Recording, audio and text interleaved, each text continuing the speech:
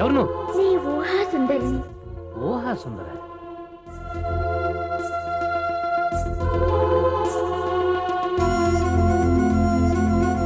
అమ్మ నా మరదలు పిల్ల. ఊహా సుందరి గారు, ఇంత అర్ధరాత్రి పూట నా గదిలోకి ఎందుకు సడన్ గా వచ్చారు?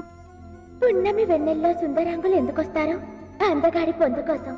రా, వెనక నుంచి వచ్చి వాటేసుకో. వస్తున్నా వస్తున్నా.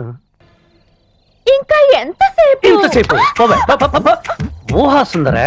నా ఊహా సుందరి నీలాగుండదే.